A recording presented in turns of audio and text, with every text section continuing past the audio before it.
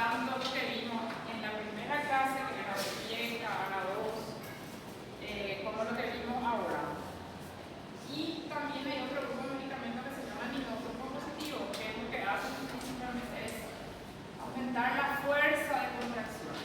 Lo que antes de calcio dijimos que eran inótropos negativos, o sea, disminuían la fuerza de contracción.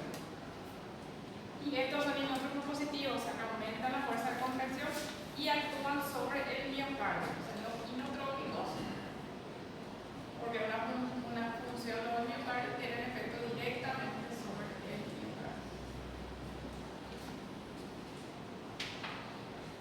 Los inotrópicos son la dopamina, dobutamina, levosimendan, se llama otro medicamento, migrenona. Esto capaz que hayan escuchado más ya, estos son un poco más específicos, pero dopamina, dobutamina, sí se puede, sí habrán escuchado hablar, pero ahora mismo también era parte de qué tipo de medicamentos, qué grupo de medicamentos entraban la dopamina y la dobutamina.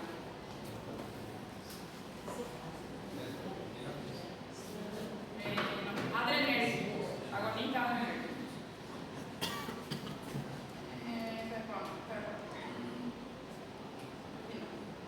Los inótropos positivos que nosotros vamos a ver ahora son solo la administración endovenosa, que son esos 4, porque hay otro medicamento que también se puede hacer por vía oral. Dopamina, dobutamina, levosimendan,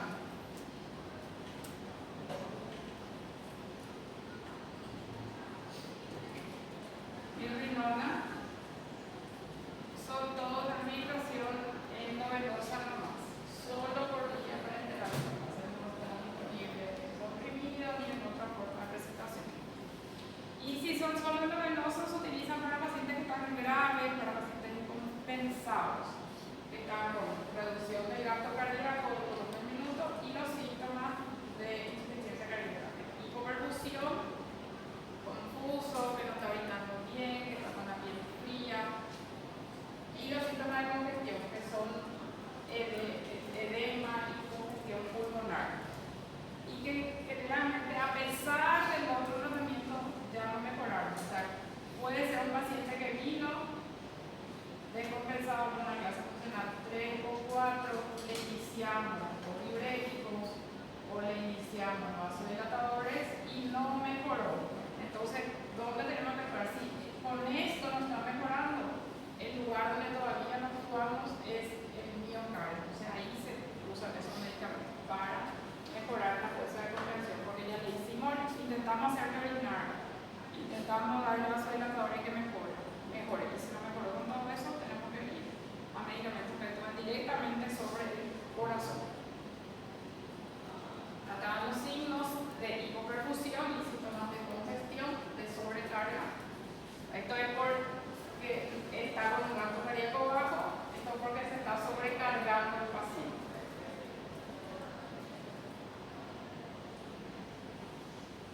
Acá nosotros vamos a ver ahora dopamina, dobutamina, migrenona y levosimendan, que son exclusivamente endovenosos. Dioxina vemos en otra clase, porque la dioxina se puede hacer por vía oral y se puede hacer por vía endovenosa. Estos ven acá solo por vía endovenosa se hacen. Adrenalina, ellos entran en el grupo de vasopresores principalmente. También tienen efecto inotrópico, pero principalmente se clasifican como vasopresores. Pero realmente son los que más se utilizan para estos pacientes son dopamina y noradrenalina. Entran en el grupo de vasopresores, ¿sí? Qual que é o nome dessa última medicação que é o bebê? Milrinona.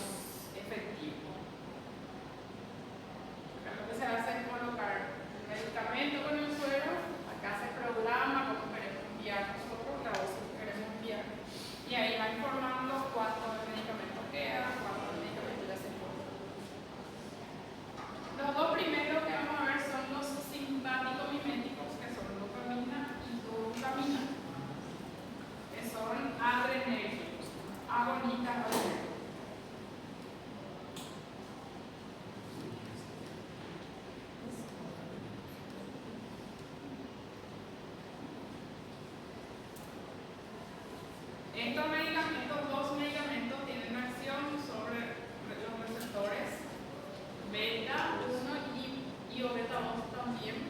Entonces, principalmente, o sea, la acción que tienen sobre el corazón se ve por la activación de receptores beta. Y la acción de receptores beta, que es lo que produce aumento del trabajo del corazón. Ustedes recuerdan que la activación de receptores beta 1 en el corazón tenía acción sobre la frecuencia y tenía acción sobre la fuerza de contracción también.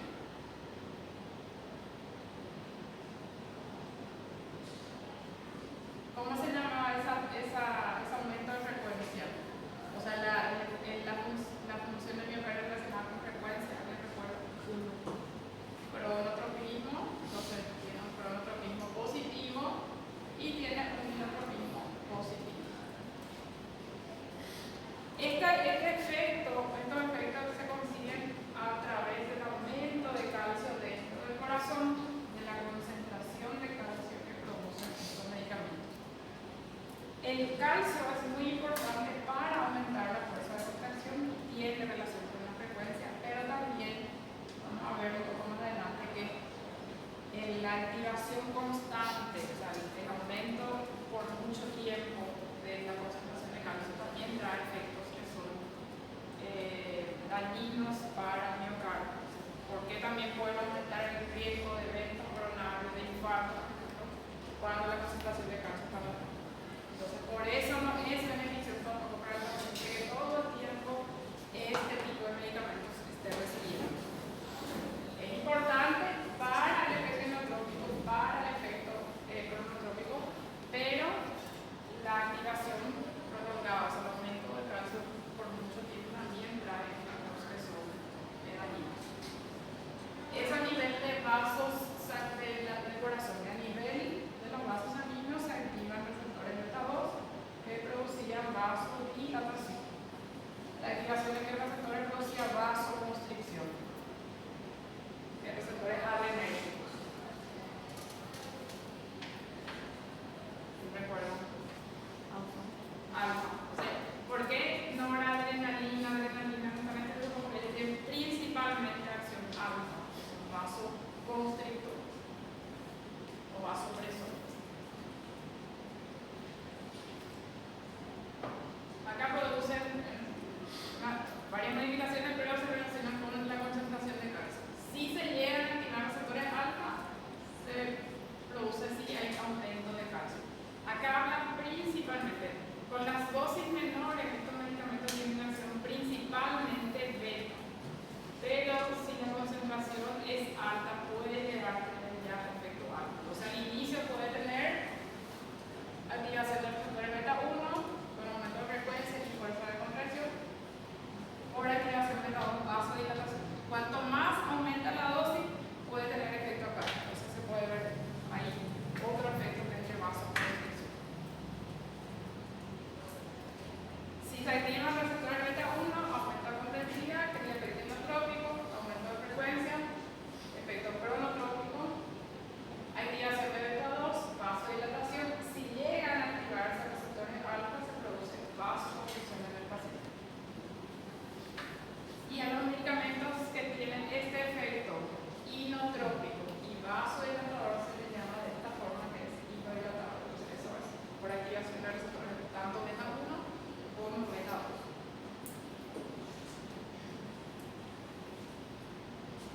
Acá los efectos de la activación de cada uno de los receptores, pero acá te hablamos en la parte cardíaca, nomás para recordar. En el corazón, ¿qué receptores son los que predominan? Son los receptores que son de tipo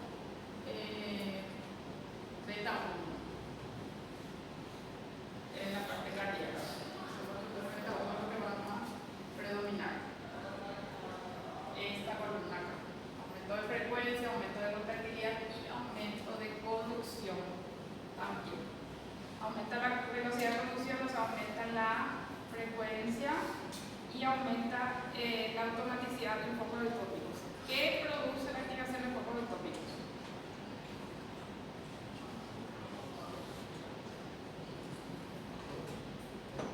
a producir el aumento, o sea, la automaticidad de los focos ectópicos. Los focos ectópicos son los focos donde pueden generarse las arritmias.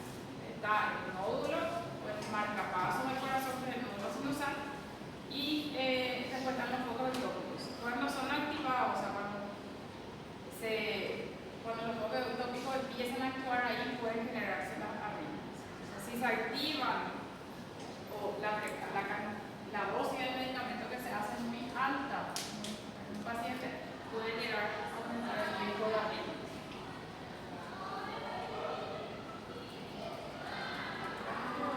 Nosotros ahora vamos a ver lo que es la acción beta. Acá la estimulación de los receptores beta en el corazón sobre la frecuencia tiene efecto cronotrópico positivo. Sobre la fuerza de contracción, efecto cronotrópico positivo. La activación de los receptores beta en vasos, el beta 2 va a producir vasodilatación. La activación de los receptores alfa, vasoconstricción. Acá estamos hablando más la activación de cada uno de los receptores. Si es alta, vasoconstricción. Si es beta 1, aumenta la frecuencia y aumenta la inotropía. Si se activan receptores en vasos sanguíneos que son beta, o sea, beta 2, se produce vasodilatación. Primero, ¿cuál es dopamina? La dobutamina tiene mucha preferencia por los receptores beta. Primero beta 1, luego beta 2 y por último alfa. ¿Qué quiere decir eso? Que nosotros con la menor dosis vamos a conseguir activar beta 1. Si aumentamos la dosis, tenemos efectos sobre beta 2. Y si aumentamos más la dosis, vamos a tener efectos sobre los receptores alfa. La dopamina tiene efectos sobre el receptor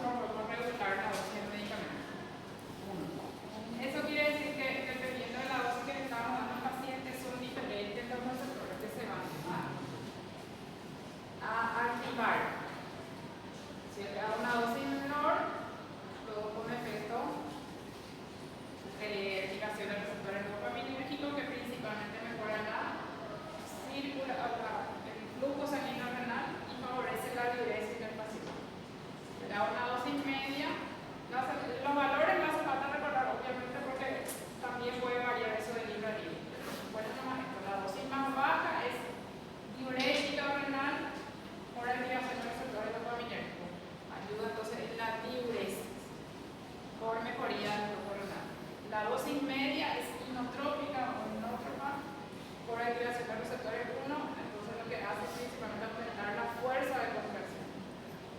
Y la dosis vasopresora o la más alta se ve por activación de receptores alfa. Entonces, dependiendo de lo que yo quiero, hago una cierta dosis en el paciente. Si el paciente está chocado, siempre va a tener que ser esta dosis. Desde hipotenso está chocado acá. Porque yo primero tengo que mejorar su presión arterial. Después voy a hacerle cualquier otro medicamento. No me tengo que preocupar con otra cosa si el paciente llega chocado, porque lo que tengo que hacer es mejorar su presión arterial.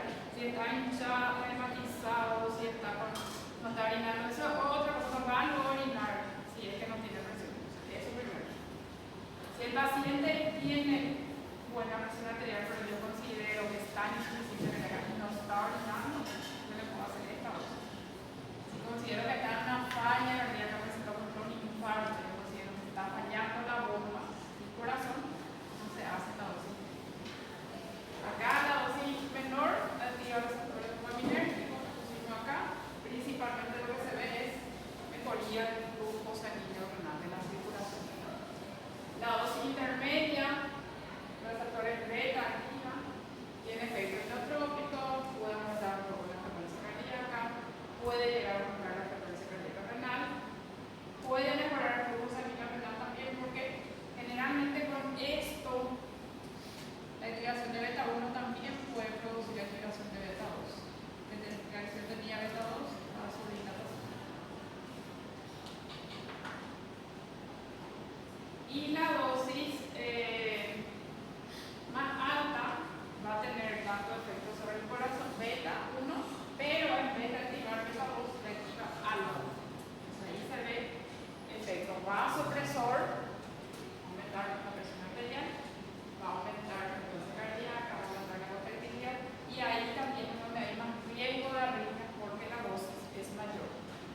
Dijimos que cuanto mayor es la dosis, más riesgo hay de activación de focos ectópicos, entonces más riesgo de arritmias. La dobutamina que está ahí tiene una sola dosis y la dobutamina tiene preferencia por beta 1. Es mucho más inotrópica nomás.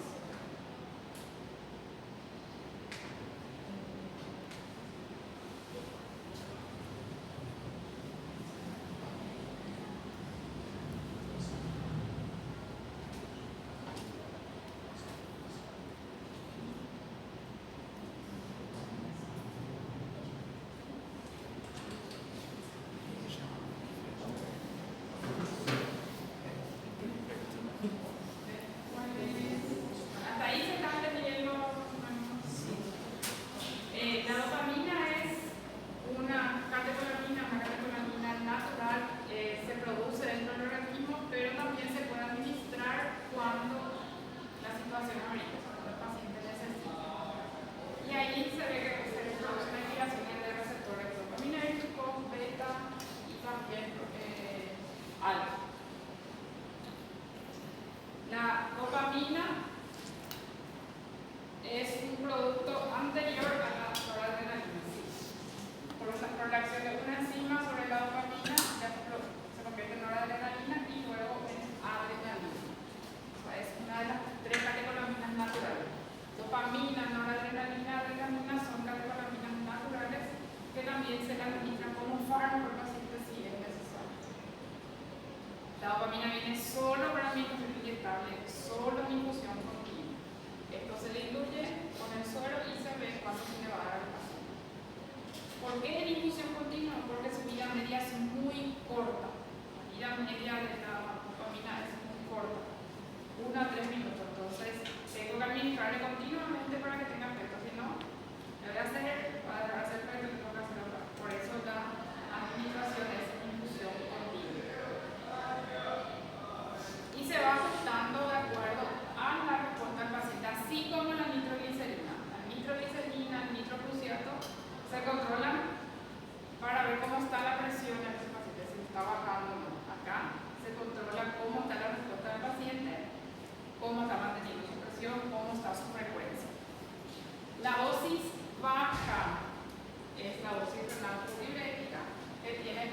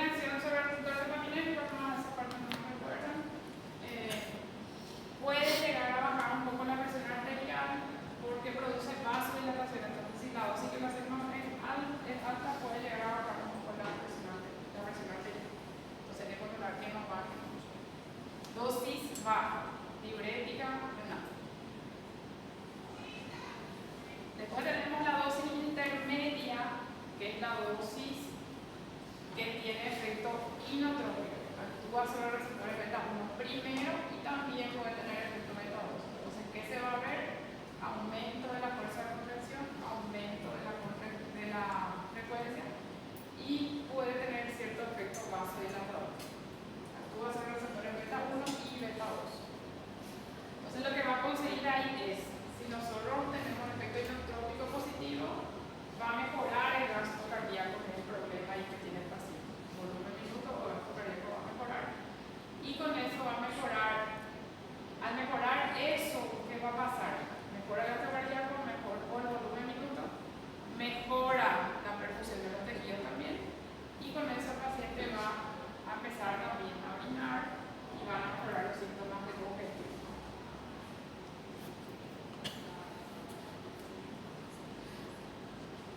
Y las dosis altas actúan sobre los receptores adrenérgicos y tienen un efecto vasopresor. Entonces se va a hacer en pacientes que estén con la presión arterial baja, o de chocado, de hipotensión. Se usa para aumentar la presión arterial. Pero, ¿qué puede producir? Puede producir una vez vasoconstricción de la parte renal. Entonces, si nosotros hacemos una dosis muy alta, puede producir vasoconstricción renal y dificultar la diuresis. Pero ¿qué es lo importante ahí? Primero que tenga presión, si no, no va a orinar ese paciente.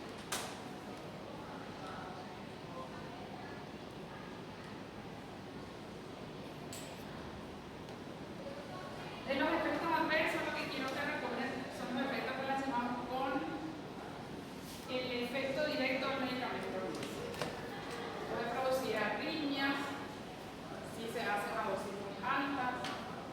Es un medicamento que puede producir flebitis. Estos medicamentos se pueden empezar a administrar por una vía periférica. Pero si vemos que el paciente va a necesitar mucho tiempo, por varios días, se tiene que hacer por una vía central, una vía venosa central. Porque puede, si extravasa, o sea, si sale de la vena, puede producir flebitis en esa zona. Entonces, por eso es recomendable que se administre por una vía venosa central. Si no tenemos un acceso venoso central, puede empezar por vía periférica. Entonces, lo que más puede producir es taquiarritmias, flebitis, y dependiendo de la dosis renal puede bajar un poco la presión arterial. La dosis vasopresora puede aumentar mucho la presión arterial. ¿Por qué este puede bajar la presión arterial? Porque produce vasodilatación. ¿Por qué este puede aumentar? Porque produce vasoconstricción. Entonces, eso, la modificación de la presión arterial, las arritmias, y esas arritmias también aumentan el riesgo de que el paciente infarte otra vez. Entonces, si se tiene un paciente que infartó, está en insuficiencia cardíaca, se le empezó la medicación y nosotros le hacemos porque necesita a veces una dosis muy alta, corremos riesgo de que infarte otra vez ese paciente. Pero en ese momento lo único que le va a salvar, no podemos hacer tenemos un tratamiento para ese caso. En pacientes que están en shock, cuando usamos con vasculopatías periféricas, si está en shock, usamos esta dosis. Entonces hay riesgo de empeorar la isquemia vascular. Si se hacen dosis muy altas de vasopresores, no corremos el riesgo de, si el paciente ya tiene alguna alteración vascular, empeorar eso, o en el diabético, por ejemplo, producir un empeoramiento de la vasculopatía, o incluso con algún medicamento se puede producir necrosis. Eso vimos en la parte de adrenérgico, necrosis de las puntas de los dedos, por la vasoconstricción intensa. Así como los efectos adversos aparecen rápido, porque el efecto de la medicación también, porque rápido produce efecto, también desaparece rápido. Entonces, si nosotros, por ejemplo, estamos teniendo un paciente con aumentos importantes en la frecuencia cardíaca, si queremos controlar eso, bajamos un poquito la dosis del medicamento y en un rato ya va a bajar también. Si es una arritmia, no, pero si está muy taquicárdico, el paciente se queja, se siente muy taquicárdico, podemos bajar un poco la dosis y en 2 a 3 minutos esa frecuencia va a bajar. efecto del medicamento se ve rápido, el efecto pasa rápido cuando suspende el medicamento, tanto el adverso como el terapéutico. Estos medicamentos no se tienen que suspender, eso es un problema que siempre a veces no se atiende.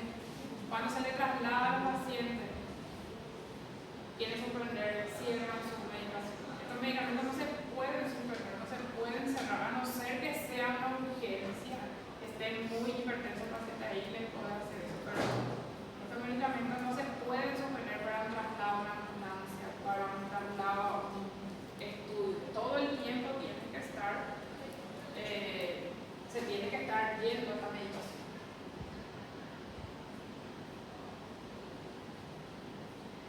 En arritmias van a estar contraindicados, pero ahí siempre hay que ver otra vez el riesgo-beneficio. Si el paciente está chocado y está con arritmia, lo tiene que hacer. Bueno, más lo tiene que hacer. Ahí se tiene que hacer esta medicación y una cardioversión. Pero esta contraindicación es relativa porque si es lo único que yo tengo para mejorar su presión, yo no puedo suspender. Si no, el paciente va a morir. ¿Cuándo se tiene que dar con precaución? Cuando el paciente está con taquicardia, es para cuidar, no es para contraindicar. Cuando tiene vasculopatías periférica o diabetes. ¿Por qué eso? Porque la excitación de receptores alfa que va a producir mucha vasoconstricción, entonces puede empeorar. A esos pacientes hay que mirarle todito, no solo esto, mirarle los pies, observar cómo está, si no está muy frío, eso quiere decir que está llegando muy poca sangre, entonces hay que tener eso cuidado porque puede producirse una necrosis porque la dosis de medicamento es muy alta.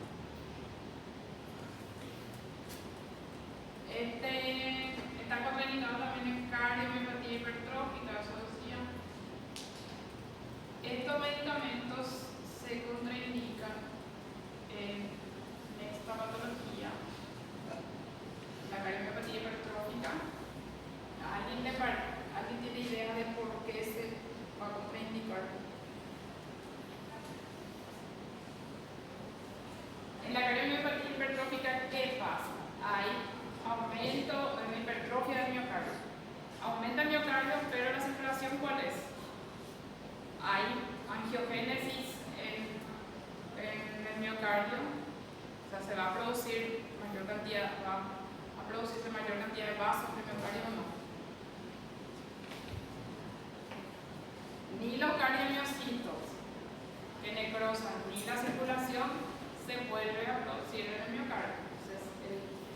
Entonces, la vascularización que tiene este corazón va a ser la misma que tiene este corazón. Va a ser igual. Se hipertrofia el miocardio, pero no se acompaña de nueva vascularización. Es la misma circulación la que va a tener. Entonces, si yo los pacientes con este corazón sufren mucho de angina, de dolor de pecho, hacen esfuerzo y les duele el pecho, porque esto está hipertrofiado. Y cuando aumenta el trabajo del corazón, pide más oxígeno, pide más sangre, pero no hay más sangre. Entonces, por eso estos medicamentos se contraindican en estos pacientes, porque lo que hacen esos medicamentos por su acción inotrópica es aumentar la fuerza de contracción. ¿Y qué va a pasar? Va a sufrir isquemia. ¿Por qué? Porque hay déficit entre demanda y aporte, lo que necesita el corazón y lo que puede recibir. Entonces, los medicamentos que son inotrópicos positivos no se hacen en cardiomiopatía hipertrófica. ¿Se entiende por qué? No se va a hacer.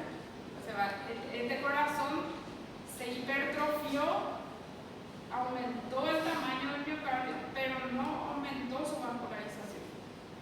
Por eso, cuando el paciente se esfuerza, va a tener angina, va a tener dolor de pecho porque no hay mayor circulación. Las aplicaciones terapéuticas acá a dosis baja, ¿para qué utilizamos? Para aumentar el flujo sanguíneo renal, para que el paciente orine. Insuficiencia cardíaca descompensada, que está orinando poco, pero que tiene presión arterial. Dosis intermedia, pacientes con esperamos que mejorando la funcionalidad del ventrículo va a mejorar ese paciente. Y la dosis alta es para pacientes chocados hipotensos, donde necesitamos mejorar su presión arterial antes de iniciar otro tratamiento. Y acá estamos hablando de problemas cardíacos, de insuficiencia cardíaca. Acá estamos hablando de insuficiencia cardíaca. Y esta dosis se usa para shock en insuficiencia cardíaca o de cualquier etiología. Nosotros tenemos un paciente que viene con un shock hipovolémico, se puede usar dopamina a dosis alta. Si viene con un shock séptico, dopamina a dosis alta. Si viene con un shock cardiogénico, dopamina a dosis alta. Entonces, para cualquier etiología, la dopamina a dosis alta puede utilizarse en un paciente chocado. Eso no es solo cardíaco.